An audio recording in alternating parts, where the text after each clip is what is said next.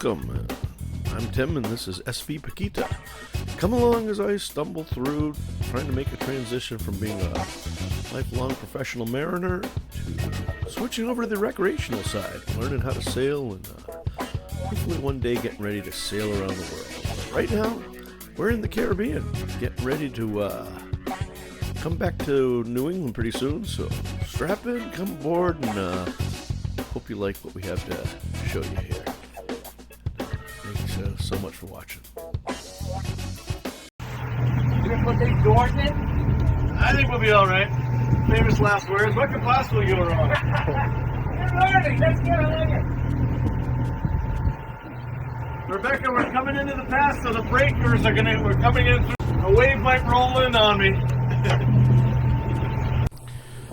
Those of you that have been watching will know that this is the fourth installment of our trip from the west coast of Puerto Rico over to Fort Lauderdale.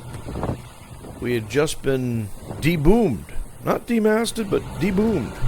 I don't know if you can really call it deboomed. It was really on us. We did this. It didn't just happen, but we had a accidental jibe resulting in what we thought was a broken gooseneck, but luckily turned out to be only what they call a toggle, which is kind of a weak link they build into the system, and prevented a lot of damage from happening.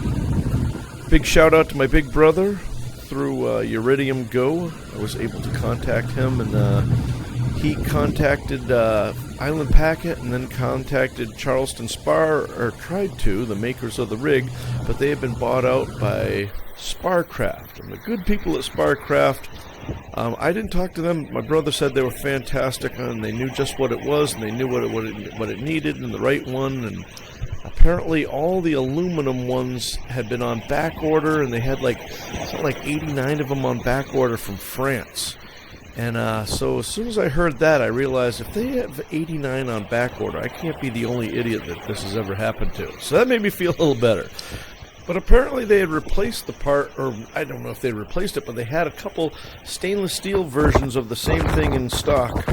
And Bruna suggested that I didn't get one, that I got two, so I could fix the boom and have one with me in case I was on the other side of the world and couldn't get to Sparcraft. I'd have one ready to go. So we did that, and they overnight shipped it, and it actually ended up on the dock before we did. So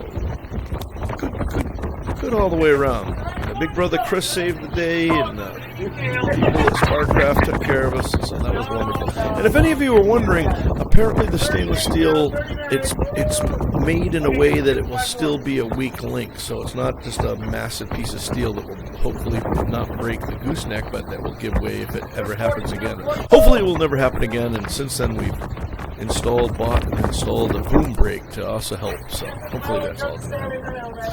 Anyway, on our way back, you can see that we ended up in a couple really nasty squalls. Generally the squalls don't last that long, but man, we had one that was a good 5 or 6 hours, maybe 4 or 5 hours. And it was really, really miserable.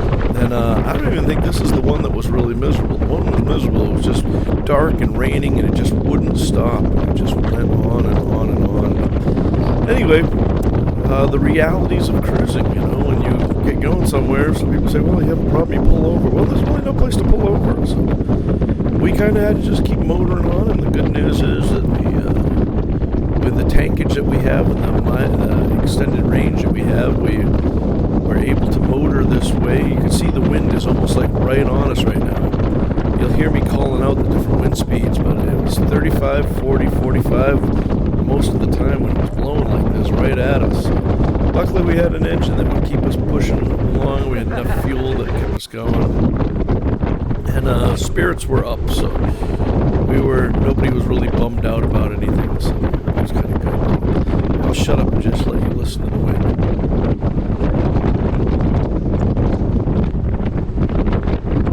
I should take this opportunity to thank Chris. Chris is a patron, and he rode with us for this, and he provided some of this video. I think a lot of these shots he had taken with his cell phone and his GoPro. And, thank you so much for that, Chris. Joy to have on board. 40 knots with MBSC. Woo! Now that I know we have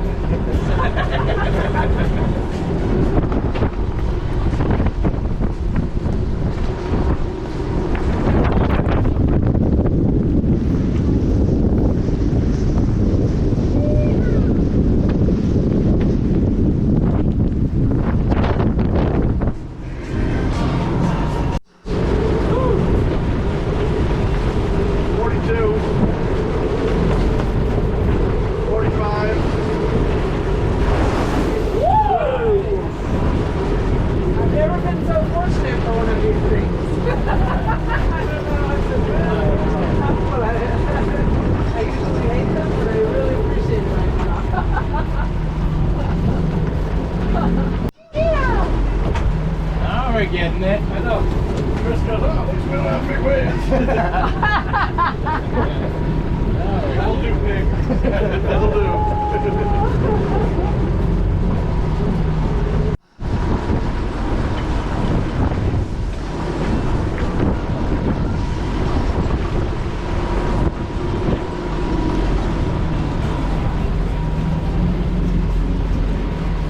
do anything with possible. I give you a lot of credit. He was all saying this is the second most money he had. The other one was in a hurricane, so we had to pick up on that. So then,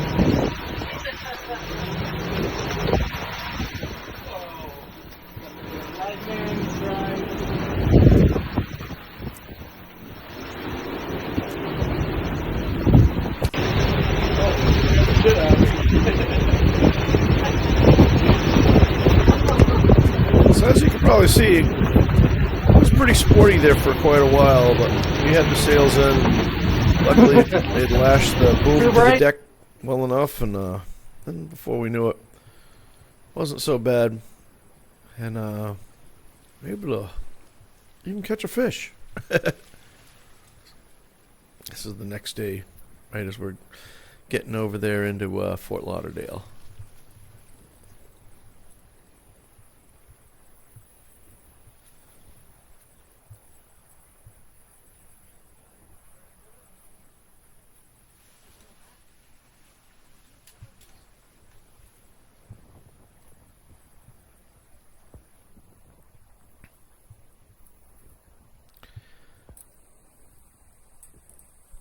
Yeah, if anyone's wondering, this is a barracuda, ketchup. and, not to be eaten.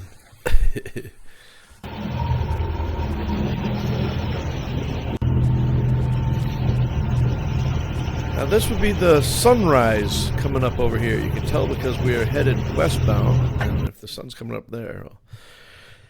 Anyway, that's that. Now we're coming into the jetties right here in Fort Lauderdale. I've sped this up, and there's always a debate of whether to speed up or not speed up or whatever, and it is what it is. I just know that if I put out, 2 hours of us motoring at 5 or 6 knots, that's going to be, 2 or 3 of you guys will like that, but the rest of you will hate it. So, yeah, so we sped things up a little bit. But anyway, as you can see, the scenery has definitely changed. We're coming in the entrance to Fort Lauderdale, and Fort Lauderdale, when you come in through the opening here, through the jetties, opens right up to the port, and it's pretty commercial here. If you watch my other channel, Tim B at Sea, you'll see I just did a video with Captain Courtney Day from Cape Ann Towing, where he was maneuvering a bunch of yachts into a semi-submersible ship that would lift them up, and took all these yachts over to Genoa, Italy. So if that's something you want to see, go over and check out Tim B at Sea. But anyway, now we're starting to get in here, and once we get around the corner, then we will be queued up with everyone else waiting for the 17th Street Bridge to open up. We have an air draft of, I think the mast is officially 58 feet. So with all the little stuff on top and all that, I think we call ourselves 59 or 61 or something like that. So we're just a little too tall to go under the bridge.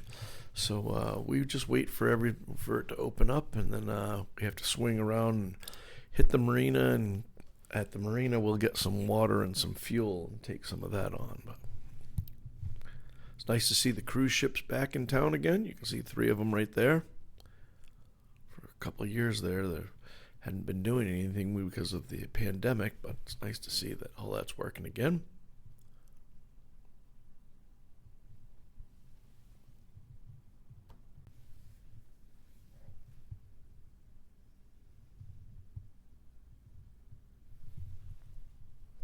I think Chris was very excited to see land up there.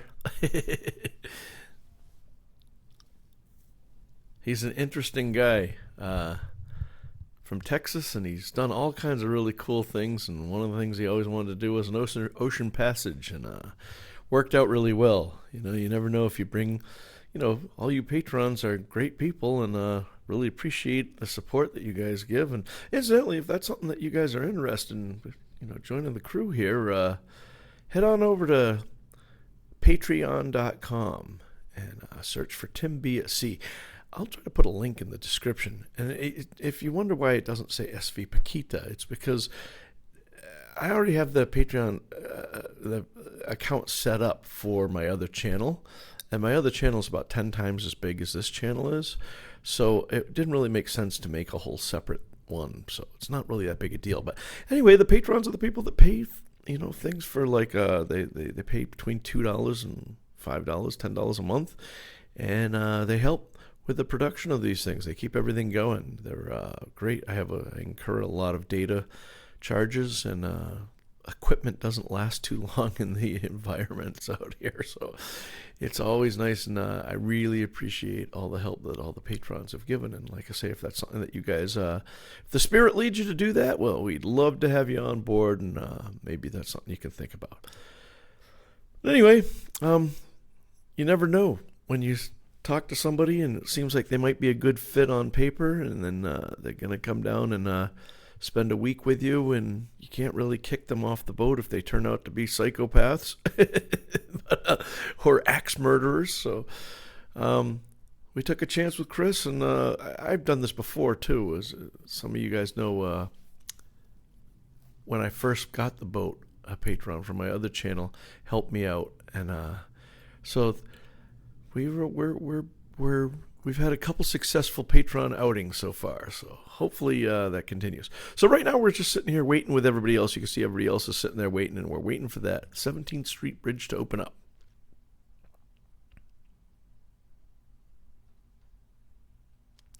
It sounds a little odd, but it's not uncommon to feel a sense of euphoria after a long passage, and you get in, you know you're going to get on the dock, and you're going to have a nice drink, and everything's going to be wonderful. And I'm not a mountain climber, but I imagine if I climbed a big mountain, I got back to base camp, I imagine that's got to be a feeling of accomplishment, just as each one of these are as well. So now the bridge is going up, and away we go. Now, some of you may have, if you guys follow me in real time on Instagram, I post different things of what's happening during my time, a lot of my time off, and then my time on the tugboat. I post a lot of stuff from what happens on the tugboat there, but it all happens in real time, where these videos are usually, they're delayed by a month or two, depending on what's going on. But anyway, I talk about Southport Raw Bar, and that's just off to the left down one of these canals over here. You'll see, actually, we haven't gone by the canal yet, but we're going to go right by that canal and then spin around and head to the marina. That's the canal right there on the left, and all the way down there is Southport Raw Bar, which is a favorite for many cruisers, many fishermen. Everybody who's been through here has been there. It's a wonderful place to go. And there's also another place. I don't know if I should let you guys in on this. Of course, the people that know already know anyway. But Kelly's Landing is right next door to it, and it's a little New England seafood place, and it's really good. And really enjoyed my time at Kelly's as well. But now we're coming up over here and getting alongside, and something amazing happened. I just got done telling you how much of a wonderful time we had with Chris, our patron, who we brought with us. You know, Runa and Rebecca were great. But it's time to fill up the water tank, fill up the fuel tank, and I go to pay the bill, and I find out that damn Chris had already paid the bill. So if you run into Chris, the patron, you make sure you say thank you for me, and make sure that he helped me out paying his bar tab.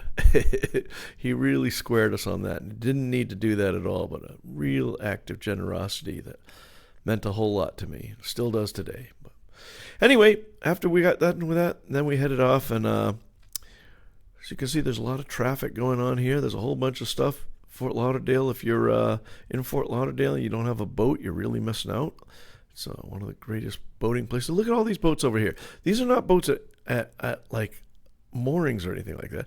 They're all hanging out, and there's a sandbar, and they're playing music, and there's even like little tiki bars that run around so you can get a drink right there and everything. It's crazy. Never seen so much fun. Anyway, we have to go all the way up and around. This is where actually on the what they call the New River. And we're going up and around, and we're going to be coming around the corner to a place called Lake Sylvia.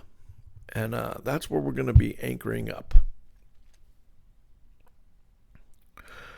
And it's always kind of odd. You know, you look on the chart, and it doesn't say that there's a lot of water. My friend Courtney from Cape Ann Towing, he's like, Tim, you got plenty of water. Just go in there, hang tight to the left side when you go in, and you'll be fine. And I'm like freaking out, slowing down every time it gets down to like 6 feet because I draw about 5. I think I draw a little less. I think it's like 4.6 or something like that.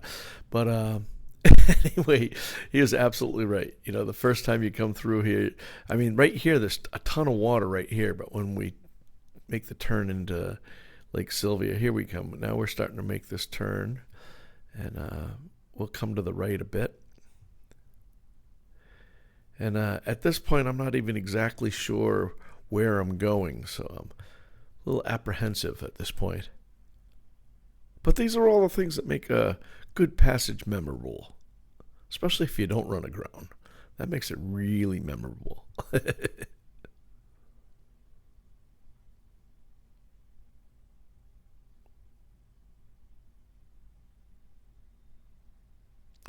Now, Rebecca and Runa both have boats of their own, and they're both part of the same sailing club that sails in the Hudson River together. And they were just so great to have on board, and really helped out a lot, and helped with me. Like I say, you know, I still got a lot to learn, and these guys are, you know, sometimes some of the things that you really want to. This is where I'm staying over here, close over here, because I'm worried about. I'm going very slowly, because I'm worried about running out of water. And then it turns out I had plenty of water and nothing to worry about at all. But anyway, Runa and Rebecca were so great with helping me. There's so many little nuances of things that you can't just read about in a book, and you kind of have to do it. And even if you do read about it in a book, it might not settle into your head unless you're doing it at that time. And so they're out there, and they're like, you know what, I'm going to do this, and it's going to change that a little bit. And they're like, hey, why don't we do this? This will work a little bit better. And really great opportunity. So it's really blessed to have them along. You guys probably remember Runa from the trip down from New England down to Puerto Rico. Crazy Viking. This time, he was part of the inspiration for me putting an inclinometer on my boat, because they say that these boats start to lose efficiency after 20 degrees of heel. And because he's a crazy Viking, he just kept heeling that boat over, and the water roaring up over the rail and all that. Well, this time I put the inclinometer on there and made sure that he didn't really have an opportunity, because we had the wind behind us. Either the wind was directly behind us or directly in front of us for most of the trip. So we didn't have that much of an opportunity. Had to move over a little bit to give this guy a little bit of room, and then I was back over here because that's where I was supposed to be to have the best water. Like I said, now that I've been there for a little while, it's not nearly as bad as I was worried about it. I was also worried too that I come around the corner and see a million boats in here, and that we never find a good place to anchor. And even on the chart plotter, it showed that there's like no water in the middle of this place, and that's not exactly true, because as you can see, there were a whole bunch of boats in here. But being that most of them were power boaters, they were just here for the day, for the weekend. It was I think we showed up on a Saturday, and so everyone was here, and by sundown that night there were just a few of us cruisers left, and it was wonderful. But coming into a place like this, you're always looking. It's kind of like when you drive into a crowded parking lot and you're looking over in the next aisle for the parking space. The same thing goes with this, because remember that unlike these guys, who most of these guys have, you know, a rope road, I've got chain, and I don't plan on being here for a couple hours. I plan on being here for a long time, like over a month. So I need to really set my anchor in well and have a lot of room to move and all that sort of stuff. So a little kind of concern. And then I thought to myself, you know what, there aren't a lot of people where it says there isn't any water, and I kept seeing like there was a lot of water there. And because of the full keel, and being that it's not supposed to be a rocky bottom, it's supposed to be muddy bottom here, I should be all right to go up there, and even if I bumped the bottom a little bit, it would just kind of squish in the mud. It wouldn't do any damage or anything like that. So that's what we did. We went over there, and we found there was we never did find the bottom, meaning that we didn't run aground. Everything was good. We ended up you saw me run up there with Runa, helping Runa put a marker buoy on the end of my anchor, so that I figured that way, as the boat swung around, other people, I was concerned that other people might get their anchor tangled in my anchor line, and that would be a disaster if I wasn't on the boat, because they could unset the anchor, and that would be awful. But I put this anchor marker on there, and it worked for the whole time that I was there. And then as soon as I went off to work, and I had Captain Zoe on board, she said that very next weekend somebody ran over it with their propeller and cut the buoy right off. But anyway, luckily we didn't move, and boat stayed there for the whole month, and didn't move until Captain Courtney and Captain Zoe came and hauled up the anchor and ran the boat over to First Performance Marine, and had the bottom redone, and the prop speed put on. The auto prop has to be greased and zincs replaced, and they even buffed the sides of the hull for me. So she's looking pretty. But thank you so much for watching, and hopefully you like this video, and maybe you'll see us for the next trip as Crystalita and I bring the boat home. Take care now.